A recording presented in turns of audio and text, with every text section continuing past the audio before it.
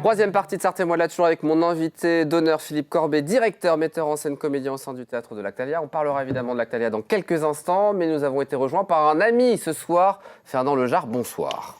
Bonsoir, bonsoir, et puis... Bon, quelle est la plus belle, la forêt de Bercé ou la forêt de Persaigne? Ah, ce sont... Alors moi, je vais être très, très pragmatique. Ce sont, comme je l'ai toujours dit, deux magnifiques forêts, mais... Persaigne, c'est une forêt de collines, donc c'est autre chose. Ton cœur bat pour Persaigne, on le sait. Oui, absolument. Et tu habites à Neuchâtel-en-Saônois, on peut préciser. Et puis c'est la... Elle est dédiée à Sogonin en plus, la déesse des eaux. C'est vrai. Hein, enfin, bon. On va patoiser ce soir un petit peu? Si tu veux. Un conte pour démarrer, un conte sur l'automne, c'est bien, c'est un conte de circonstance. Oui. Oui, j'ai pensé que nous étions juste en automne, donc après tout, pourquoi pas... C'est un petit poème que j'ai retrouvé dans les papiers de mon grand-père.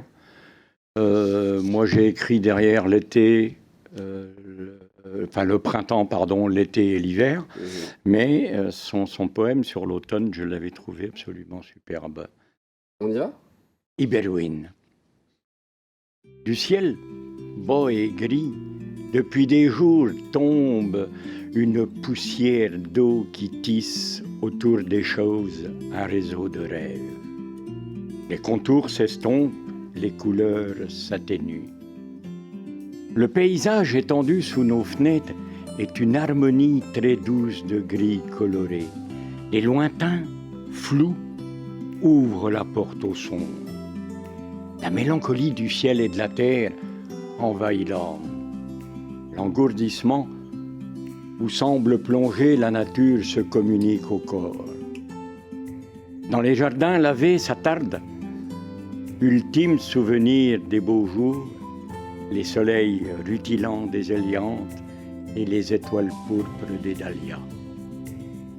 Dans la morne grisaille environnante, nos yeux cherchent ces taches chaudes, comme le corps cherche la douceur de la première fouille. Notre cerveau ne sait plus vouloir. Journée longue, si longue. Merci Fernand. C'était l'automne. C'est de ton grand-père? Je ne sais pas. Je ne sais pas du tout. J'ai retrouvé ça dans ses papiers. Je ne sais pas du tout qui est l'auteur. Je ne connais pas. Donc tu as écrit, tu m'as dit, d'autres poèmes sur les autres saisons. Tu nous les liras, évidemment, quand ça sera de circonstance. Quand ce sera de circonstance. Vivement l'été. C'est bon, parce qu'il interprète bien. Moi, je me disais, la poésie et le patois, je vais essayer de pas rire. Ouais. Mais c'est très mélodieux. Hein. Alors, je ne l'ai pas patoisé volontairement. Ouais. Je ne l'ai pas l'accent. L'accent. J'ai simplement laissé l'accent. Le gros problème, c'est que nous sommes que quelques locuteurs maintenant sur notre beau département de la Sarthe à vraiment bien comprendre le patois. Donc, ce qu'on voudrait avec l'association ELA qu'on vient de créer au sein de ce département, ce qu'on voudrait, c'est que les gens se réapproprient ce parler. Mais pour qu'ils puissent s'y intéresser, il ne faut pas qu'on leur apprenne quelque chose qu'ils ne comprennent pas. Il ne faut pas qu'on leur dise des mots qu'ils ne comprennent pas. Donc, par contre, notre accent, sacré bon sang de bonsoir, il faut le garder. Qu'est-ce qu'il est beau, notre accent. Et puis on peut leur expliquer les choses aussi aux téléspectateurs. Absolument. Hein, c'est ce qu'on va faire ce soir avec quelques expressions patois. C'est Philippe qui va les lire et puis on va les expliquer. En tout cas, essayer de les deviner, parce que moi aussi, je ne les connais pas, donc on va voir. On commence par la première expression, chers amis, voilà. Est-ce que Philippe veut bien la lire? Ah bah oui. Là, il y a une chaîne skenaillon là. Là, il y en a une sonne skenaillon là. Ah oui, c'était presque ça. Ouais, ça fait la même chose. Alors, une sonne, c'est pas facile à trouver. Quenoyon, vous pouvez le trouver. Quenoyon. Un enfant, on dit un quenio. Ah oui, c'est un quenio du coup, c'est ça? Alors c'est un petit enfant, un quenoyon, un quenoyon. Et la saune, une saune, c'est la tête. Donc en français, ça veut dire il en a une tête, ce gamin-là. C'est-à-dire qu'il a une tête un peu bizarre? Il a la tête bien il a remplie. une drôle de tête. On peut dire sur les deux. On peut dire sur les deux. Il est malin. On va dire il a une bonne saune, ce quenoyon-là. Il a une bonne saune là. Ouais, il en a dans la tête. Si on dit Il a de la en a suite une dans les tonne, idées. l'air de dire, il a une drôle de tête, quoi. Ouais, C'est ouais. c'est Ah oui, plutôt un ouais. peu péjoratif. suivant l'intonation, Oui, ça n'a pas la même définition. On va prendre le côté positif de Absolument. l'expression. Absolument. Deuxième expression, chers amis, vous pouvez évidemment la lire chez vous pendant Va votre... tout de mime point porteuse gilette long qui est point à sauter à ma une. Je vois Bien. tout de même Ah non, point. mais c'est vachement bien. C'est bien, là. Faut le Là, dire. là, c'est bien. Je vois tout de même point porteuse gilette là, qui est point à sauter à ma haine. On comprend un peu ça, non? Ouais, je vais tout de même pas porter ce gilet qui est pas assorti à ma tenue, à ma une. Alors, on disait ma haine ou dans le sud Sarthe. Dans le nord Sarthe, on dit ma haine. Dans le sud Sarthe, on disait ma âne. C'est ma culotte, c'est le pantalon. Le pantalon. Oui. Ouais.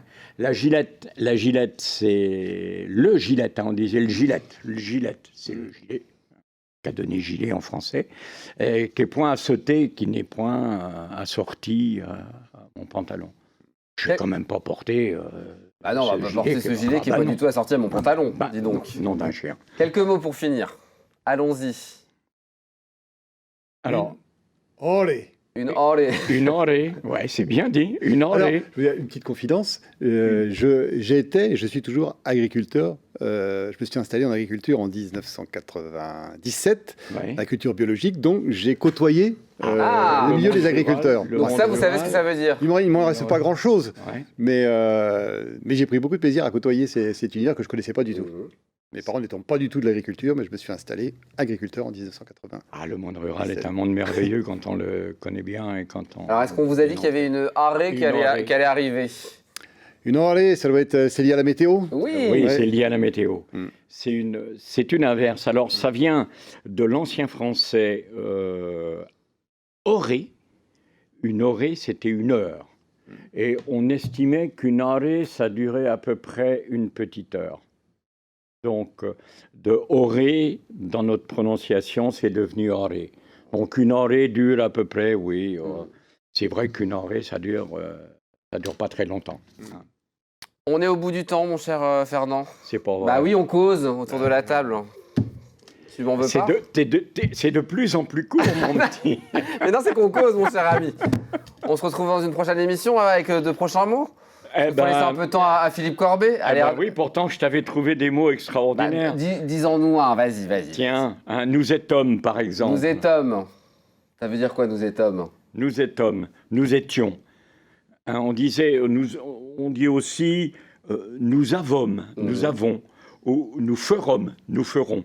Et j'ai retrouvé dans Rutebeuf, un poète que tout le monde connaît, bien entendu.